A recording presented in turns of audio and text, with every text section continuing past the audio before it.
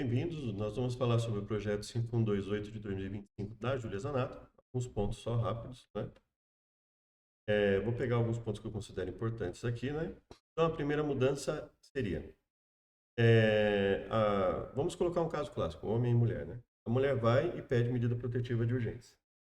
E aí o juiz defere, o juiz autoriza. Então, ele fala, olha, o réu vai ser intimado, né? Eu creio que vai ser assim, né? O réu vai ser intimado da medida, que, olha, ele tem que se afastar da mulher, ele não pode entrar em contato com ela, etc.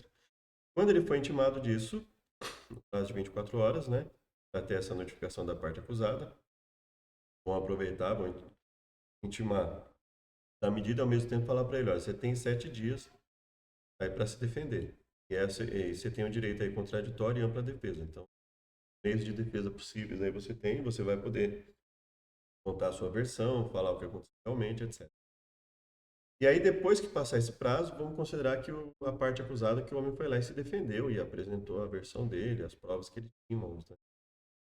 E aí o juiz vai reapreciar a medida protetiva, se ele mantém ou não. Se ele constatar alguma irregularidade, ele de repente revoga as medidas. Se ele constatar que vai manter, que não tem elementos suficientes ainda, ele mantém, senão ele revoga a medida.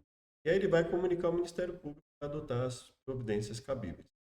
Ao restante, são os direitos da mulher continuam, né? Determinar o encaminhamento da parte ofendida, assistência judiciária, determinar a apreensão imediata de arma de fogo da parte acusada, né? Tudo que a parte de benefício, de direitos de defesa vai continuar, né? E aí tem a 18A, né? 18, acrescentar o artigo 18A e 18B. Então, constatado que houve falsidade dolosa, que a mulher mentiu, então o juiz vai comunicar isso para o Ministério Público, o Ministério Público vai apurar, para ver se ocorreu ali né, o 339 e o 340 do Código Penal. Ocorreu isso, a acusação é claramente infundada, evidentemente infundada ali, pois foi especificado ali que é falsa, né, que etc.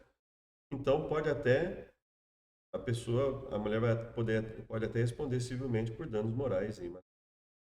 Então, no meio ali eu acredito, entre as alegações para esse projeto, foi dito que assim, olha, o artigo 339 e 340 tem no Código Penal, mas essas normas são generalistas, tudo muito genérico, e não impede que as pessoas vão lá e mintam quando vão pedir medida protetiva, né, relacionada à Maria da Penha. Então ela fala, olha, essa proposta reforça a proteção da parte ofendida, que é, no caso, a, vamos pegar o casal, não é a mulher. Então, a mulher, ela continua, vai pedir medida protetiva, ela continua tendo seus direitos, né? A questão é que o Ministério Público vai ter que ser comunicado, né? Então, assim, vai ter que ter uma vigilância melhor e, curando que houve mentira, tem que ter um tratamento, não é diferenciado, né? Tem que ter um tratamento melhor da coisa, né? Do fato.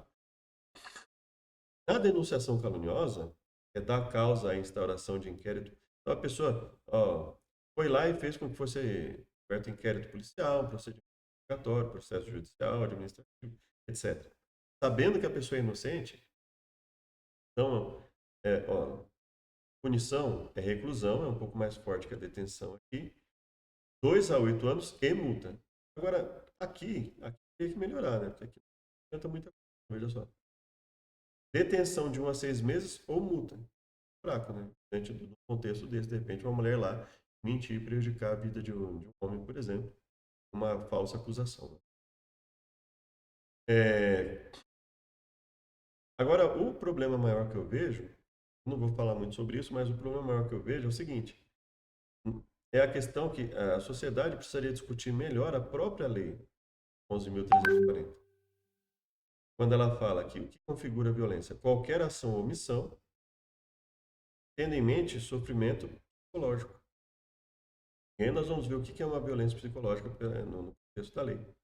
Qualquer conduta que cause dano emocional, perturbe o pleno desenvolvimento, vise controlar ações, comportamentos e decisões, cause constrangimento, violação da intimidade, e represente um isolamento, uma vigilância constante, qualquer outro meio que cause prejuízo à saúde psicológica, qualquer outro meio que cause prejuízo à saúde psicológica e à autodeterminação.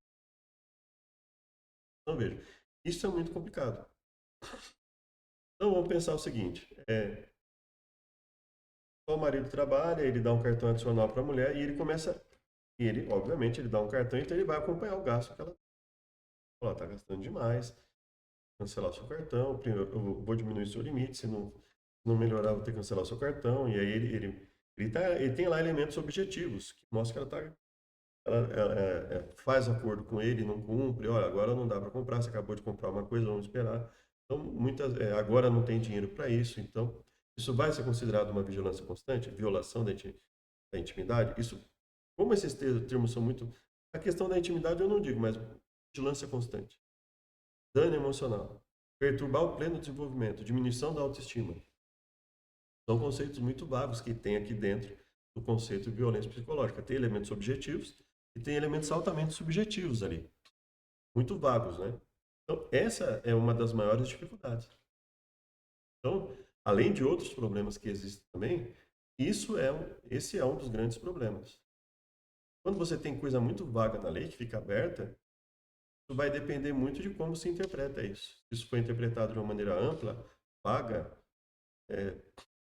a parte acusada ela pode ter muita dificuldade em provar que ela não fez algo, né? Então, esse é um grande problema, né? A gente acho que teve um caso aí que foi tratado, não sei se aconteceu ou não, mas pode acontecer, poderia ter acontecido realmente. Uma mulher que chegou a queimar o do marido, mas isso poderia ocorrer.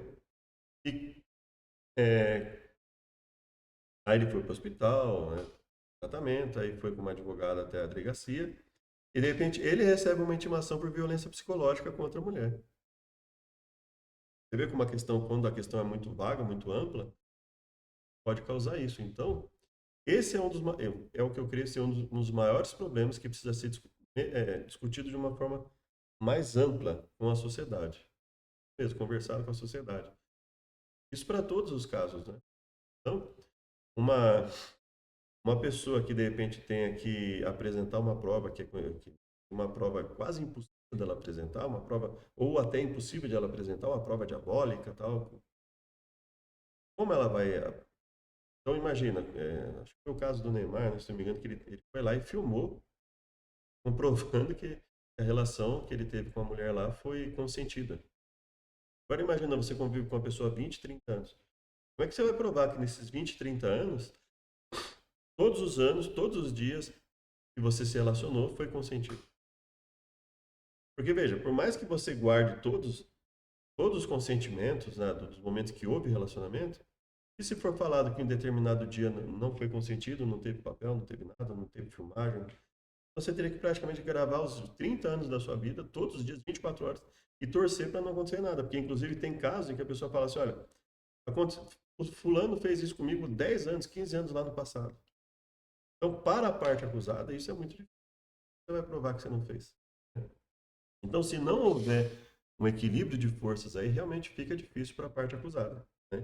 Então, nós temos que diferenciar.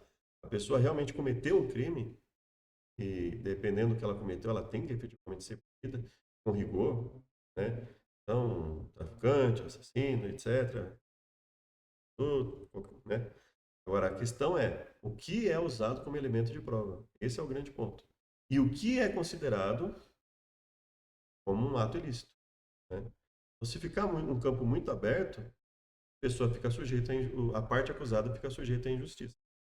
Se fica um campo muito fechado, se fica um campo em que a vítima, a punição é mínima, a investigação não tem o devido rigor, etc., isso prejudica a parte ofendida, a vítima. Por outro lado, se não houver um rigor também na definição do que é e do que não é, e como averiguar realmente se a pessoa fez ou não fez aquilo para que ela passe a ser uma um denunciado, processo. Se não houver um rigor nisso também, a gente pode tornar como acusados muitas pessoas que não deveriam ser. Tem que haver esse equilíbrio, tem que haver essa conversa melhor com a sociedade. Espero ter ajudado e até o próximo vídeo.